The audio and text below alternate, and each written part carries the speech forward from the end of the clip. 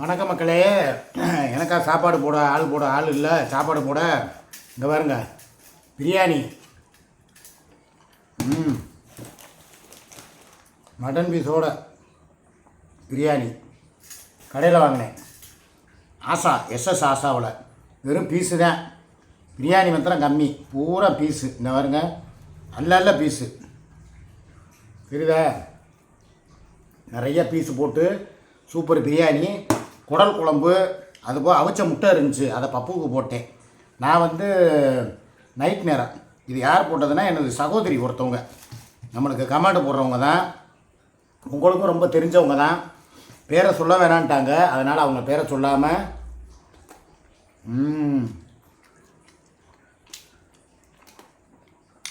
எனக்கா சாப்பாடு போடுறதுக்கு ஆள் இல்லை.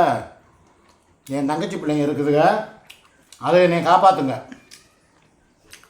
தன் உயிரை கொடுத்து என் உயிரை காப்பாற்றுறதுக்கு ஏகப்பட்ட பேர் இருக்காங்க. குடல் குழம்பு அவிச்ச முட்டை இருந்துச்சு, பப்புக்கு போட்டேன். நான் சாப்பிட்றது இந்த பார்த்துக்கோங்க சரியா? இந்த பீஸ் எத்தனை இருக்குதுன்னு பார்த்துங்க. இந்த வருங்க, 1 2 3 4 5. இதுபோல் நான் ஒரு 5 பீஸ் தின்ட்டேன். வீடியோ எடுக்கிறதுக்கு முன்னாலேயே பாதியை தின்ட்டேன். வீடியோ எடுக்க வேணான்னு நினச்சேன். அந்த கருப்பி நம்ம இல்லாட்டினா நம்ம நைட் நேரம் இருந்தாலும் என்னத்தை சாப்பிடுவேன், பட்னி தான் கிடப்பேன், இல்லை ஏதாவது ஆகாத போதை வாங்கி திம்பேன் அப்படின்னு சொல்லி நினச்சிருப்பாங்க. கோவை கார்த்திக்கு ஃபோன் பண்ணி ஃபோன் எடுக்கலை. அதனால் இந்த பாருங்க, அழகான குடல் குழம்பு. இன்னொன்று தெரியுமா, இப்படி கடை குழம்பு, கடை சால்னா இது ஒன்றுமே செய்யாது. தலப்பாக்கட்டியில் வாங்கி திண்டுக்கல் பிரியாணியில் வாங்கி தின்னாதான் பிரியாணியா? ஏன் இந்த பிரியாணிலாம் எங்களுக்கு வயிற்றில் இறங்காதா?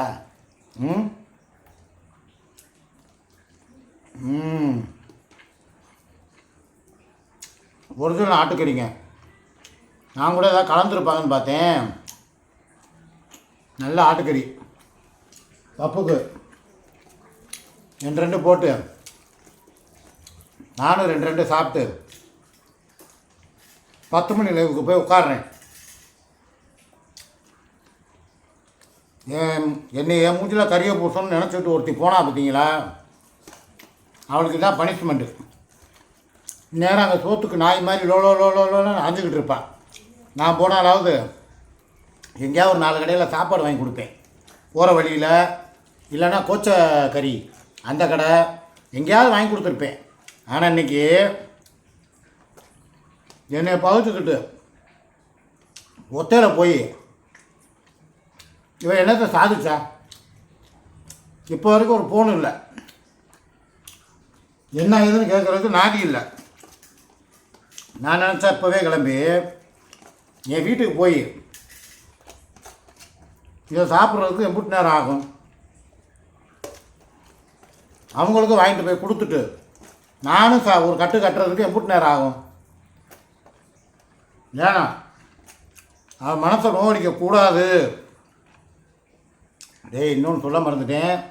தயவுசெய்து மாமா தண்ணி அடிச்சிருக்கிறாரு, 6 மணி லைவ்லேயே சொன்னார், ஒரு ஆப்பை வாங்கிட்டு உட்காந்து சரக்கை போட்டுட்டு தான் சாப்பிட போகிறாரு அப்படின்னு நினச்சி எவனும் பேசிடாதீங்கடா. நான் அதை தொடவே இல்லைடா. இந்த இச்சுக்கையோட சாமியை சத்தியம் பண்ணக்கூடாது. உண்மையிலே சொல்கிறேன், எங்கள் பப்பு மேலே ஆணையாக சொல்கிறேன். பப்புவே இருக்கக்கூடாது, பாவம். எல்லோரும் மேலே, உங்கள் மேலே ஆணையாக சொல்கிறேன். நான் சரக்கு அடிக்கலை, ஒன்றும் அடிக்கலை. பிரியாணி வாங்கிட்டு வந்தேன். என் தங்கச்சி பிள்ளை ஒன்று காசு கொடுத்து அதுக்காக வாங்கிட்டு வந்ததை கொஞ்சம் கொஞ்சமாக குடல் குழம்பு ஊற்றி திங்கிறேன். இதுதான் உண்மை. நீங்கள் நினைக்கிற மாதிரி அங்கே யாரும் போகிறாங்க போல. நீங்கள் நினைக்கிற மாதிரி நான் வேறு எதுவும் கிடையாதுடா, என்னை நம்புங்க.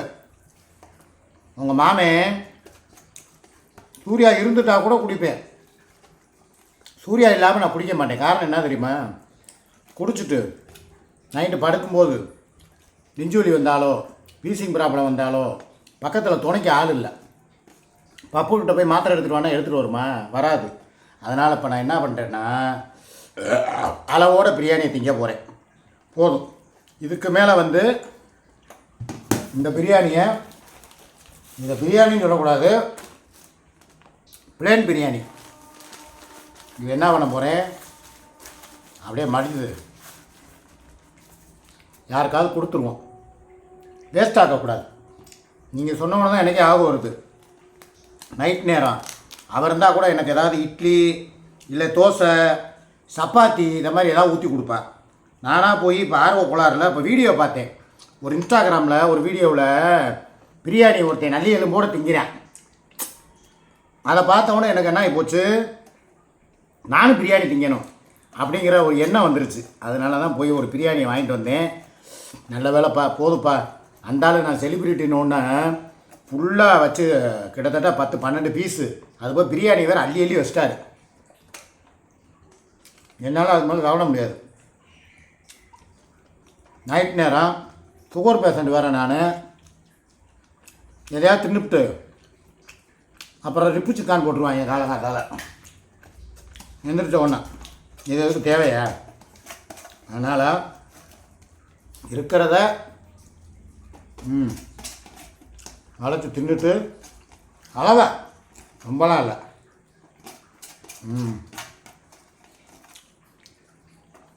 வெங்காய சம்பா இருக்குது, இப்போ தின்றுவேன். அதை தின்னேன்னு வைங்க, நைட்டு லைவ் போடும்போது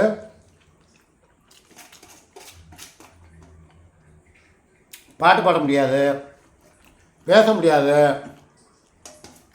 இருமல் வரும். அதனால் நானும் சாப்பிட்டேன், என் பப்புவும் சாப்பிட்ருச்சு. ஸோ மணி கரெக்டாக 9:05, மணியை பார்த்துங்க 9:05. வீடியோ எடுத்தேன் இன்ஸ்டாகிராமுக்கு ஒரு நாள், ரஜினி பாட்டு. அதை எடுத்து இப்போ ஒன்று ஒன்றா போஸ்ட் பண்ணுறேன். என்னுடைய சிக்கா மீடியா அஃபீஷியலில் வரும். தில்லானா ரஜினி பாட்டாக போட்டிருக்கேன். எல்லாத்தையும் பாருங்கள், பார்த்து லைக் போடுங்க. இனிமேல் டெய்லி வந்து என் வேலை என்னென்னா லைவ் போடுறது, 8 நிமிஷம் வீடியோ போடுறது. இது தவிர்த்து ஷார்ட்ஸில் ரஜினி பாட்டு நிறைய பாட்டை போட்டு உங்கள் முன்னால் உங்களை மகிழ்விக்கிறேன். அவ்வளோதான், வேறு ஒன்றுமே கிடையாது. என்ஜாய் பண்ணுங்கள். வாழ்க்கையில் வேறு என்னத்தை கொண்டு போக போகிறோம்? இந்த நேற்று வரைக்கும் இந்த வீடு நைட்டு கலகலப்பாக அங்கிட்டு பார்த்தா அவங்க 2 பேரும் சுடுன்னு விளாண்டுக்கிட்டு இருந்தாங்க, ப்ரோன்னுக்கிட்டு இருந்தாங்க. இங்கிட்டு பார்த்தா இவ உட்காந்து ஏதோ ஒன்று பேசிக்கிட்டு கிடந்தா, மசாலா வியாபாரத்துக்கு எழுதிக்கிட்டு நோட் பண்ணிக்கிட்டு ஏதோ பண்ணா. இன்றைக்கி பார்த்தா இந்த வீட்டில் யாருமே இல்லை. இதுதான் உலகம், இதுதான் வாழ்க்கை. நேற்று இருக்கிறவன் இன்றைக்கி கிடையாது, இன்றைக்கி இருக்கிறவன் நாளைக்கு கிடையாது. அதனால் கிடைச்ச வாழ்க்கையை அன்னன்னைக்கு வந்து சந்தோஷமாக அனுபவிச்சுட்டு போங்க. என்னையை பொறுத்த வரைக்கும் நான் உங்கள் எல்லாருக்கும் சொல்கிறது அதுதான். கிடைச்ச வாழ்க்கையை அன்னன்னைக்கு எல்லோரும் சந்தோஷமாக அனுபவிச்சுட்டு போங்க.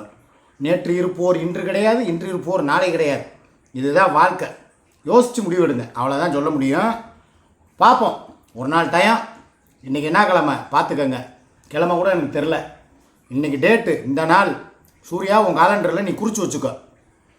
நீ எப்படி வந்து என்னையை வந்து இப்படி தனியாக சோறு திங்க விட்டியோ, இதே மாதிரி நீயும் ஒரு நாள் தனியாக தட்டை ஏந்திக்கிட்டு சோறு திம்ப. அந்த நாள் விரைவில் வரப்போகுது. அது எங்கே வேணாலும் திங்கலாம். ரோட்டில் திங்கலாம், வீட்டில் திங்கலாம், ஜெயிலில் திங்கலாம், இல்லை கறியை கூட திங்கலாம், எது வேணாலும் திங்கலாம். ஆண்டவன் கொடுத்த சோறை அளந்து போடுறேன். நானும் சாப்பிட்டேன். நீங்களும் நைட்டு டின்னரை முடிச்சுட்டு இரவு உணவை முடிச்சுட்டு 10 மணி லைவுக்கு வந்து சேருங்க. ஓகேவா? பாய்.